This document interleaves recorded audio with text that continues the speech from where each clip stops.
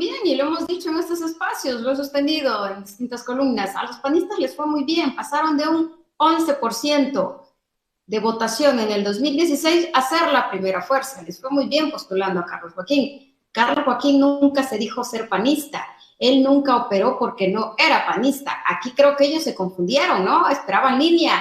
No la tuvieron porque no era un militante, simple y sencillamente. Fue un acuerdo de elección, ganaron, les fue muy bien, se confiaron, me parece, no hicieron el trabajo que tenían que hacer, no generaron cuadros, los cuadros que tenían los hicieron a un lado, se mantuvo un grupo con el control y el poder, esperando que les dieran línea. Ahí están las consecuencias, Javier.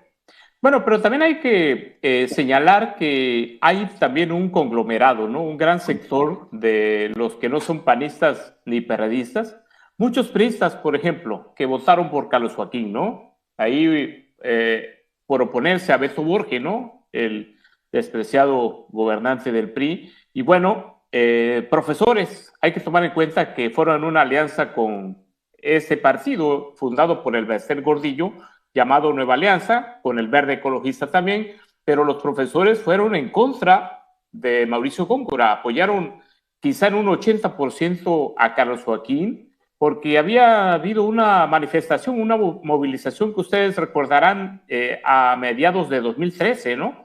Cuando se plantan en los alrededores del Palacio de Gobierno y tienen hasta un enfrentamiento, agreden a Beto Borge, ¿no? ¿Recuerdan ese episodio?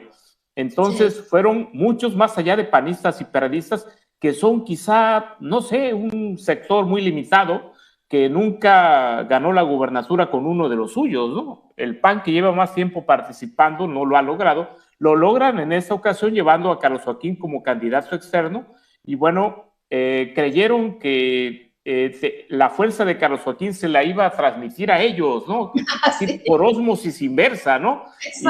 Y que iban a tener la misma aceptación que Carlos Joaquín tuvo al inicio de su mandato con mayor fuerza, en gran parte de Quintana Roo, pero sobre todo aquí en la capital, ¿no? Donde fue joaquinista, se ofrendó a Carlos Joaquín en esa batalla electoral de 2016.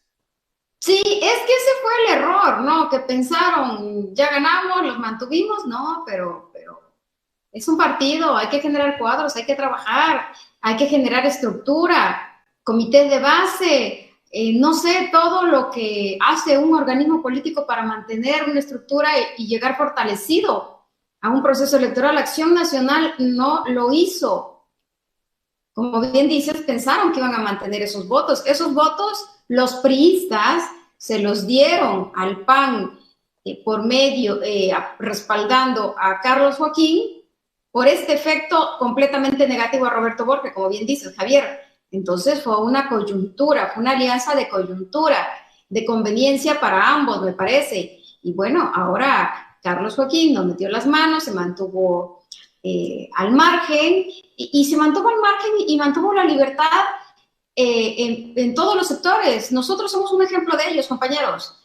La prensa, estos espacios abiertos que no hubo censura, periodismo sin censura que manejamos aquí. Entonces, ese es el ejemplo de lo que está dejando Carlos Joaquín. No metió las manos en ningún aspecto, creo que no todo, ¿verdad? Pero bueno, y ahora el PAN vuelve a lo que era antes, un 11% en votación, sin cuadros propios, llevaron una candidata, Laura Fernández, priista, abucheada, no querida por sus mismos compañeros, que bueno, ahí está, bueno, ahí están los números de la pasada elección, Marcelo. La caída más estrepitosa fue la del PAN. El PRD se mantuvo siempre abajo, sin destacar, sin posicionarse como un partido competitivo, y por eso se habla del PAN. Pero al revisar la situación del PAN, muy pocos cuadros o liderazgos, y esos liderazgos se mantuvieron aislados, en permanentes rencillas. Pongo el ejemplo de algunos. La senadora Mayuni Martínez, desde el Senado, poco o nada hizo en lo que respecta a la cuestión netamente electoral. Patricia Sánchez, en una disputa permanente con Eduardo Martínez Arcila, quien controlaba casi todos los comités municipales, y no hay más cuadros del PAN. En esos 6 años no se generaron cuadros competitivos o liderazgos o referentes, y aquellos referentes que permanecieron más visibles estuvieron muy aislados, haciendo su trabajo, pero en distintas trincheras. Lo que faltó ahí fue ese hilo conductor o ese articulador natural que pudiera darle cauce y reanimar y generar cuadros y todo eso, ¿no? Lo que el PRI hacía muy bien desde el Ejecutivo Estatal. Esta vez, para repetir la idea, Carlos Joaquín no lo hizo. El PAN pensó, suponiendo una política antigua, que iba a ser así. El gobernador nunca metió las manos ni en esa alianza que lo llevó a la gubernatura, ni mucho menos en los procesos electorales para favorecerlo. Esa es la realidad. El PAN lo único que tuvo bueno los últimos meses fue el diagnóstico.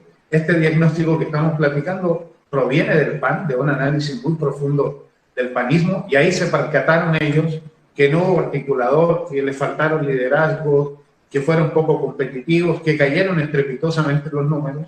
Y es una situación muy compleja en la que se para el mismo de cara al 2024, un año de grandes elecciones.